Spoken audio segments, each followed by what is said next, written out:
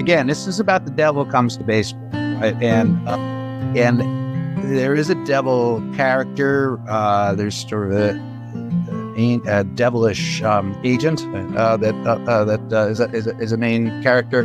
And at the end of the day, it's kind of murky as to whether he survives or not. And that's kind of the basis for the sequel, is that he comes back at certain times. Okay, everyone, welcome back to Living the Next Chapter. I have an author on from one of my favorite places in the world to visit. I love his part of the world, and I want to go there right now. Michael's here on the podcast. We're talking about his book, Spillage, and there's a lot of great stuff we're going to talk about, and I'm excited to have him on from the Big Apple. Michael, welcome to Living the Next Chapter. Glad to have you here. Thank you, Dave. Good to be here. Excellent. Well, I kind of gave it away, but can you tell everybody where you are in this big world of ours? Brooklyn, USA. Right in the heart of Brooklyn, over near Prospect Park, and enjoying it very much. Been living here for about 40 years. There you go. Awesome. It's great. That's one of my favorite places to go. I have friends and family that live there for many, many, many years, and so I'd go down there to Bushwick and then over to Manhattan, of course, because you have to do that. And yeah, I love it. FAO Schwartz was one of my favorite places to go. Obviously all the tourist sites, David Letterman, all those things back in the day. Something special about that part of the world, right? It's really changed over the years. Oh yeah. Yeah. It's great. But you wrote a book around your amazing life there in New York. I'm excited to have you on the show. How did this all start for you? Like, to write Spillage, where did the idea come from to put pen to paper and create this? Well, I was in my early 20s when I started Spillage. I was working very hard to become the next great American novelist, and very intensely focused on that. I had just moved back to New York City from Paris, where I'd had a grant to write fiction.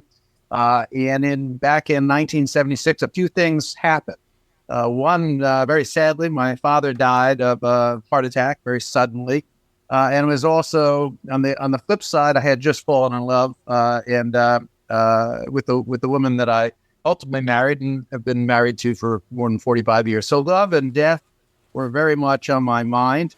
Spillage is a book where it's fundamentally a love story, and it's also a book where the dead come back to life. A lot of strange things happen in Spillage, because effectively Spillage is an update of the musical Damn Yankees, where the devil comes to baseball. And when I started it, I had Damn Yankees in mind. I was a Yankee fan. The Yankees are very much a part of New York. And this was my effort to express, what New York was all about to me, and my feelings of love, my anxiety about love, and my feelings about life and death and, other weighty matters of the world. Wow. So there's a lot in here. This is amazing. So what was the process of writing it? How long did it take you to pull Spillage together? So I spent the better part of my 20s writing Spillage, right? So starting in 76, I guess I worked on it for about 5 years altogether. When I first started it, I was in a writing workshop at New York City College. Was working with a postmodern master named Donald Barthelme. He used to write short fiction for the New Yorker and several collections of stories. Ultimately, I wasn't able to get the book published. And it was pretty crushing for me, as I was about to turn 30, and I had this dream of becoming a novelist, and it really became apparent to me that I wasn't going to be able to make a living doing this, and I didn't quite know where to go. And I put the book down. But maybe I'll pick it up again later. Later turned out to be, more than 40 years later. I went on to have a career in crisis communications. That book was always just collecting dust at the bottom of a file cabinet. But I stepped back from a major role at my company at the beginning of 2000. So it was just around the time that COVID hit. I went back to the office and retrieved all my old stuff, and there was Spillage, the bottom of the drawer. And I went back and reread it. There was really something I liked about it. I could see why it didn't get published. It was pretty disjointed and long and too many twists and turns. And ultimately, it was unreadable for me, even though there were a lot that I liked about it. So I went back to it. I chopped it way down, and I actually found a really, really good editor to work with, and I built it back up with my, old man's perspective. But really, I viewed it when I went back to it, as a statement of my youth, who I was at that time, how I viewed the world, and and when I went back to it, I had another, mission in mind. Because now, when I started it, I was a young man. I was about the same age of the characters. Everything was in real time. Everything was an urgent issue. And now, I'm a grandpa. And I actually kind of looked at it. My audience that I had in mind was my 5-year-old grandson. It's like, okay, what is Pop-Up going to leave behind? And what was this world that I lived through, back in the 70s? So it was a different drive this time around.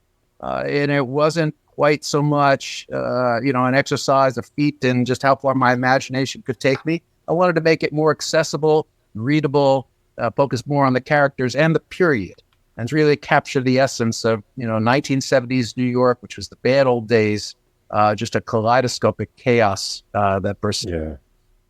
Yeah, I would love to have been in the room with you, looking over your shoulder as you pull that file cabinet open, and dig in there and pull this out and go, oh, wow. Like I'm feeding it in my mind. I'm adding scene and sounds and all that to it. But I would love to see the look on your face as you pull this out and go, oh, I gotta look at this right now. Like, I'm not gonna put that in a box. I gotta flip through this. Like, it was quite a scene. It's amazing how you change too, right? How you're one way when you're writing it in your 20s, and now you're reading it later going, wow, all the things I didn't know at the time, right? When I thought I knew everything in that moment, now with hindsight looking back, there's so much growth has happened for you because we grow, right? And that's the one thing, that's kind of the reason why I picked the name of my podcast. We're living the next chapter, is that we're constantly growing. Even as we write, we're going to write differently in the future as we look back at our works. So you had the joy of the hindsight to look back and go, wow, I could do this differently now, knowing what I know now, and add some new insight to what I've written in the past. It's pretty interesting. Yeah, no, it was a great process. I mean, entering into it, I was afraid, I'd lost a step or two in terms of my imaginative reach, right? And the book was very daring, for me when I first wrote it.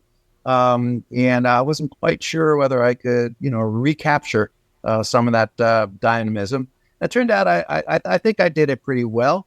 But over the years, I'd learned to write a different way, and I think my actual writing got better, and certainly my perspective got better. Right? I mean, I think in the beginning I was portraying a world. It was an alternate universe. It was a fantasy, and it had a lot of bells and whistles, and the characters went through it. But the characters weren't quite as important as the world. And now when I went back to it, I just tried to focus more on the characters and how they were dealing with the world.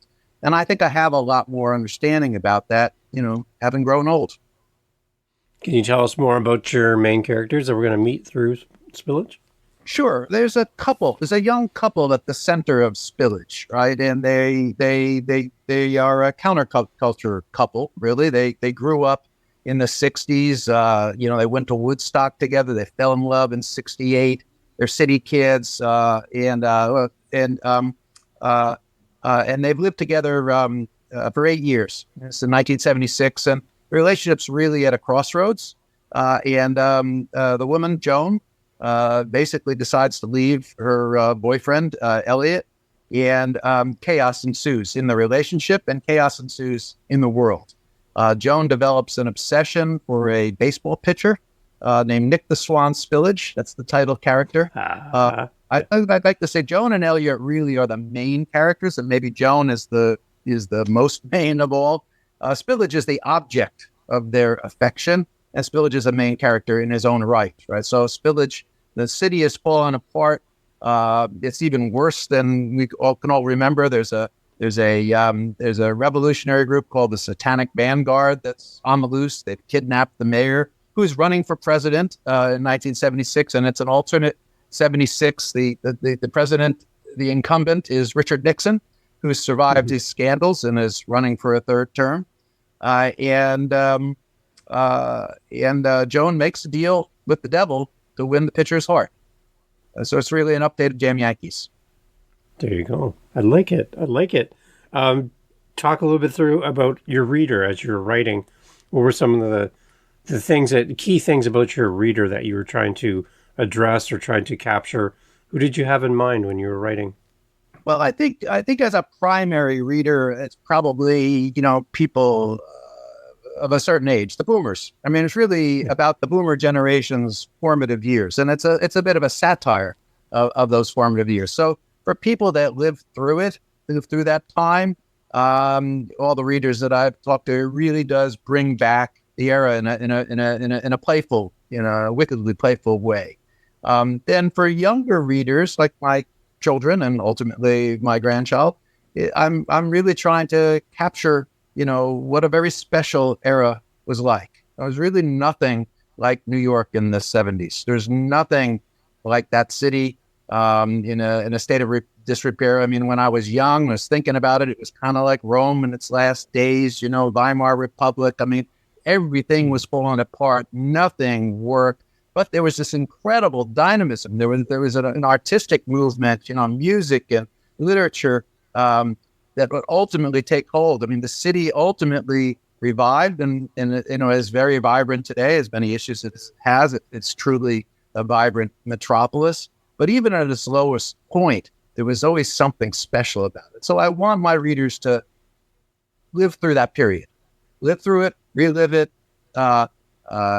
experience it in all its glory. So there's a lot of historical elements to the story as well. Then they're going to bring people back to that moment. There are a lot of historical elements. Some real, some sort of just a satiric play on. I mean, even the baseball character, the pitcher Nick Spillage, is based on. There was a pitcher in 1976 that burst on the scene named Mark the Bird Fidrich. Baseball fans may remember him as a quirky pitcher, talked to the baseball, did all sorts of antics on the ground. So Spillage is a little bit of a play on him. There was this pleasant, New York was falling apart. There's a lot of scenes in the book that were reminiscent of the time. The city goes black, dark, blackout, which were common then. The crime was rampant. In real life, the Bronx was burning. In my book, it's Coney Island that's burning. So there's a lot of historical reference, but it's a pretty outlandish rendition of it. Yeah. So what are you most proud about when you think about Spillage? When the topic comes up, you get to come on a podcast and talk, or meet somebody on the street and talk about your book. What are you most proud about when you talk about Spillage? Well, I am proud of being perseverant, right? It's a 50-year project, and I'm really happy that it's come to fruition.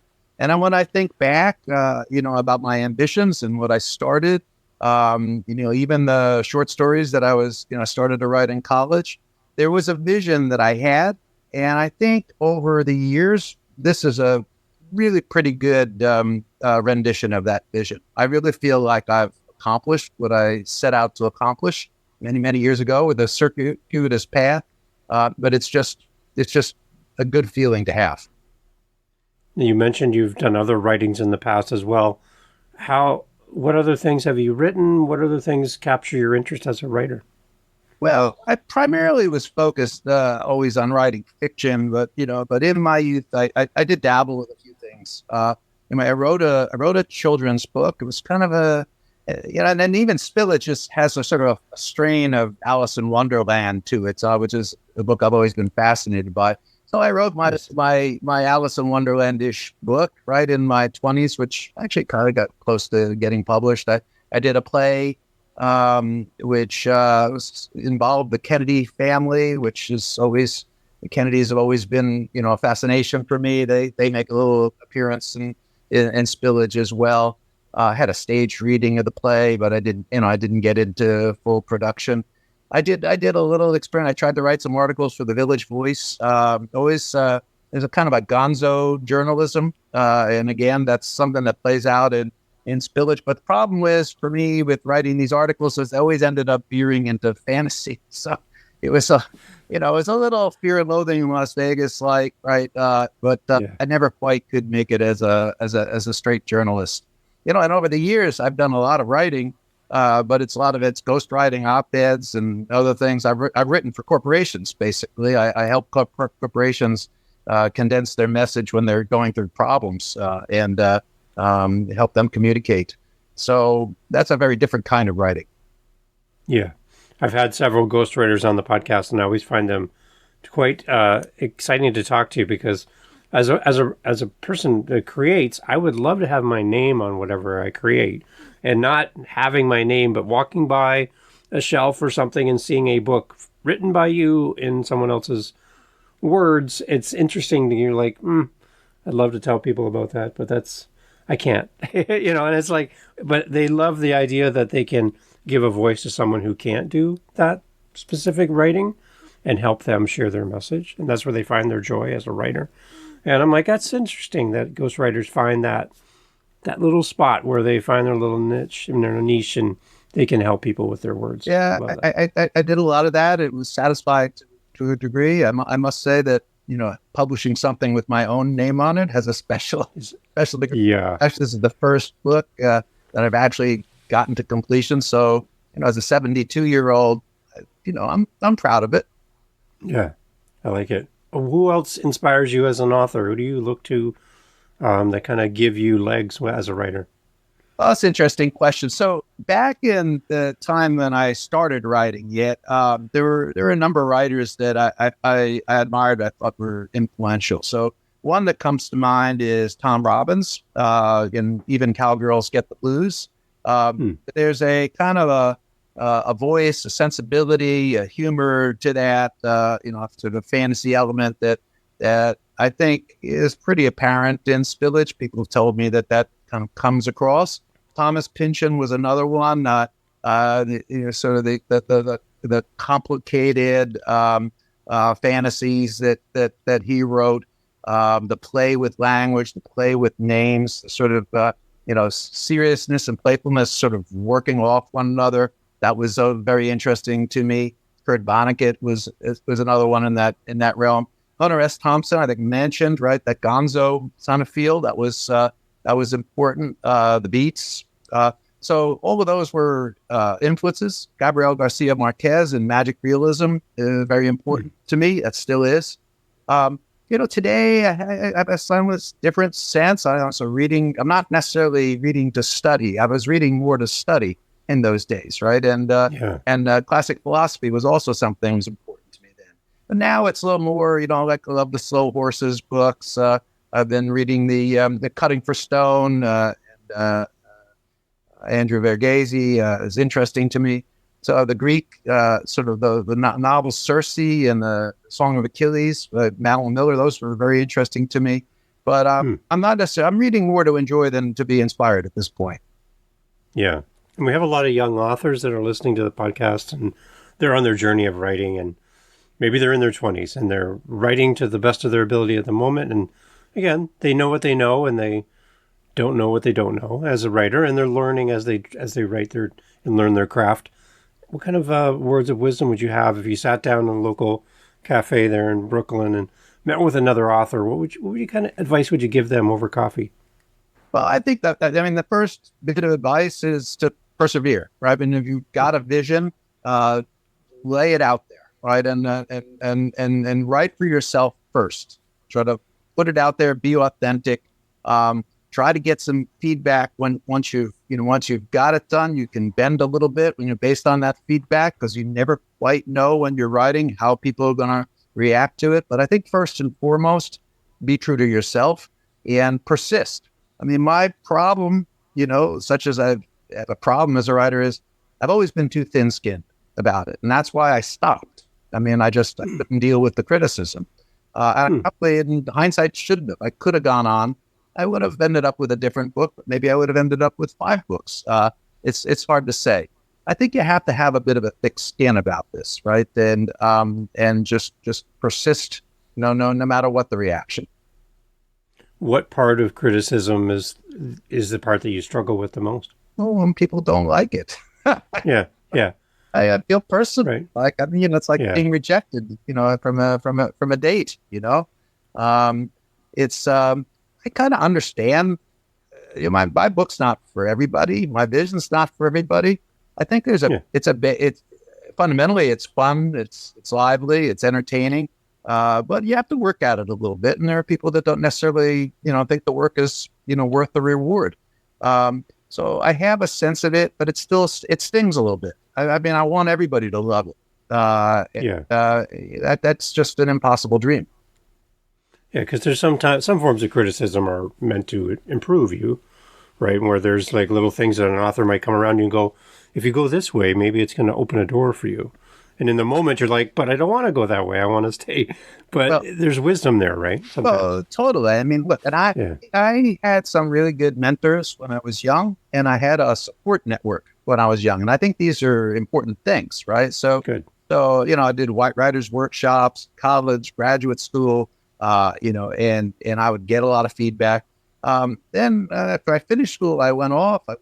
I went to Paris, locked myself in a garret, tried to write, coming back to it, after all these years, I didn't necessarily have a support network. I mean, I'm not involved with, workshops or any literary community.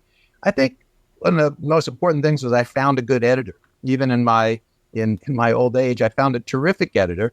And she really did give me good guidance. Interestingly, when I went back to the book and cut it back, I kept the diary, and the diary was focused on who was this crazy young guy that wrote this book and what were the times like, when he wrote it. And I toggled back and forth between snippets of the book and snippets of my current diary. And I was all fixated on, the difference between today and back in the 70s. And I gave it to this editor to look at, and she said, I really love the memoir. I really love the diary, but I don't know about the toggling back and forth, and you're doing something pretty bold with the novel to begin with. Why don't you take those insights that you have now about that time period and put them into the characters and just focus on the novel and fleshing out the novel? I thought that was a terrific insight, and I pursued it. The second thing she said I thought was like really important, because the novel, as you say, has got a lot going on, and it's chaotic. It's a portrayal of chaos. But, when I structured it, one of the first drafts I did for this editor, she came back and looked at it and says, well, you dart from here to here to here to here to here. Why don't you at some point change the lens and focus it more on one character at a time?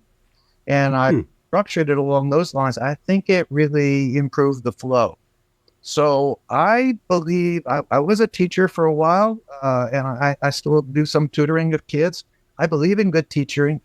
I believe in good mentoring. I think it's incredibly important as an author to have a good mentor and to have a good feedback network that you trust. Yeah. And to that point, I'm reading through, as we chat on your website, some amazing reviews from some great people out there that have looked at your book and given their feedback back to you. What does that mean to hear back from people and to read these comments you have listed on your website? They're outstanding. Oh, well, I am so grateful for that. I mean, it feels like, it's vindication, it's validation, it's vindication. The feedback, much more than the sales, is what what drives me. And it's great to have those reviews. And actually, they've sort of encapsulated what the book's about, in better words than I can use.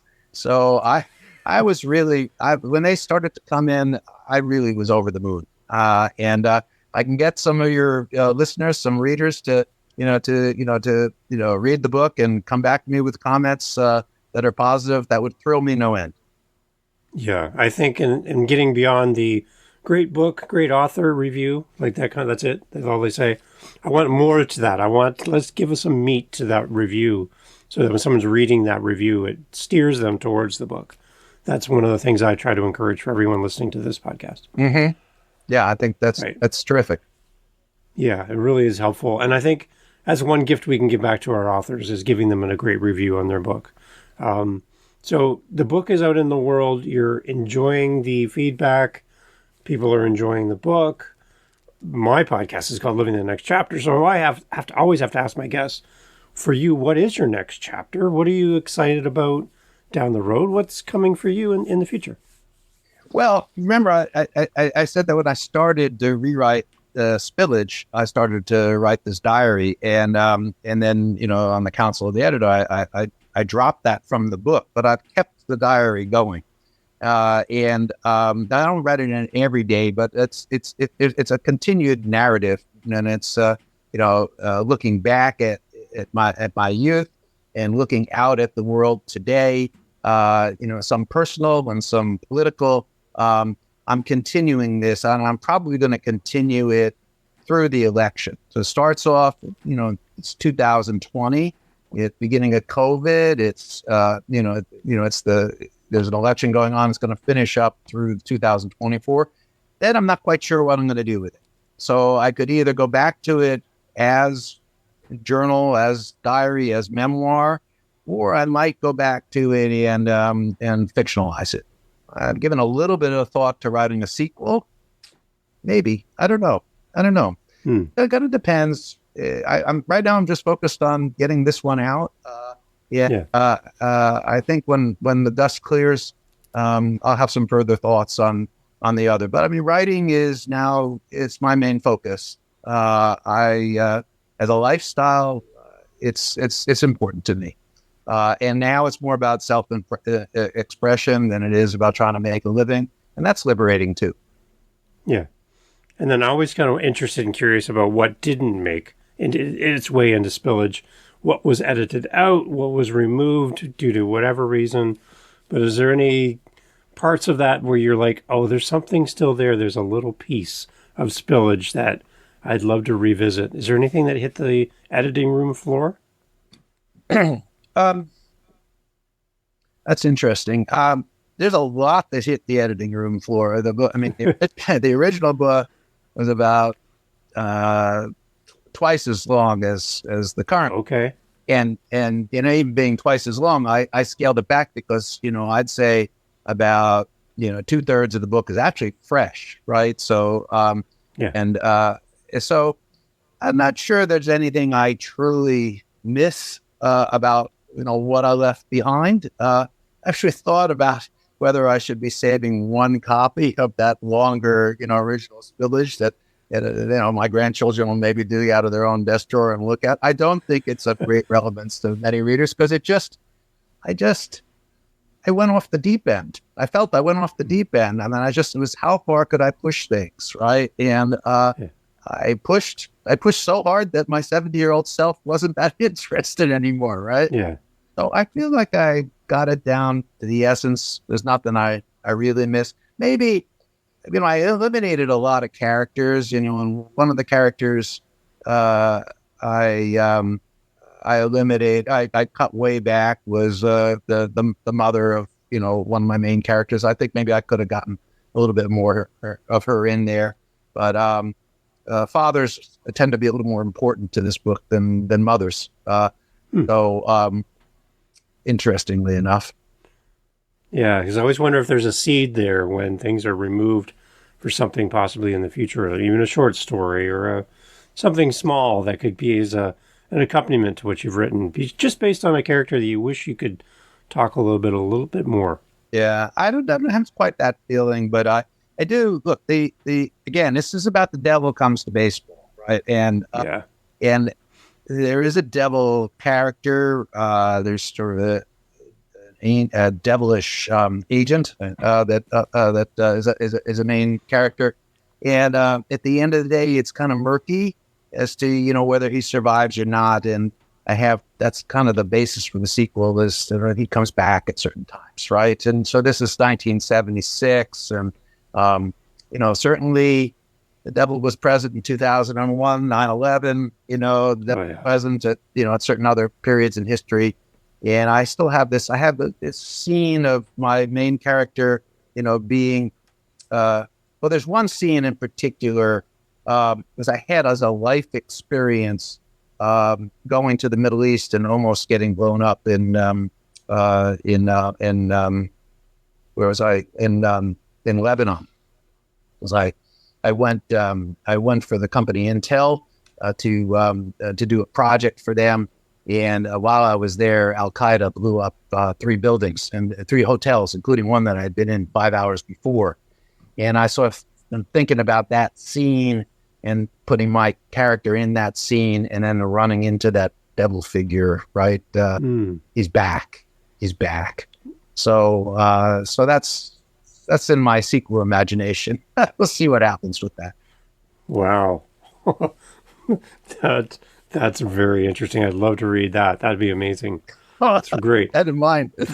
Wow. Yeah. Yeah. Keep us up to date on that. That's great.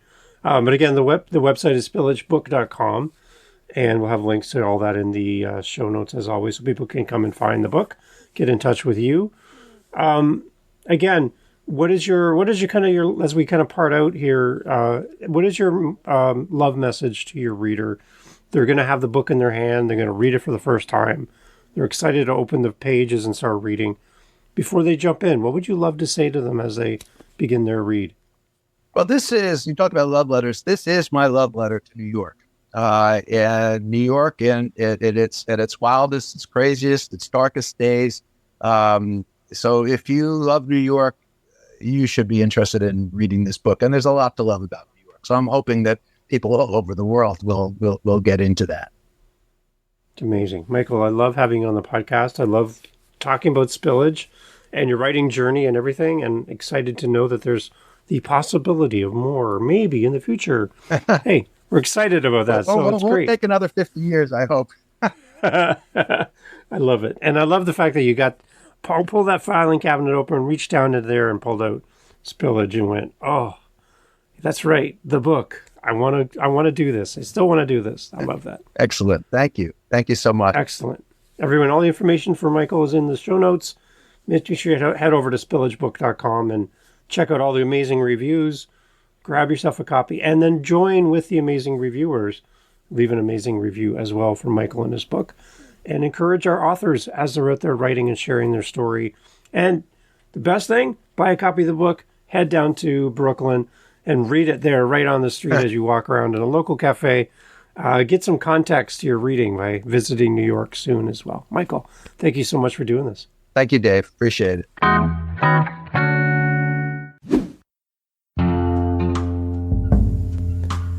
Hey, thanks for listening all the way to the end of the podcast. That's a big signal to all of the players, the YouTubes, the Apples, the Spotifys, that you found value in this episode of Living the Next Chapter. Just by you listening to the end, you just sent a huge bat signal out to the app saying this was a great podcast, a great conversation. So you listening to this point, you've done your job. I have one more ask of you. If you know anyone that would benefit from this conversation, would you share this episode with them? Would you just get on, send them a message, send them the episode, tell them about this episode, tell them to go livinginthenextchapter.com to get all the information about the podcast. Can you do that for me? Because the more people that hear this message, this episode, the better. I want to support these amazing authors. And I know you do as well. So sharing this episode really helps. And I appreciate you. See you on the next episode, and thank you for listening to Living the Next Chapter.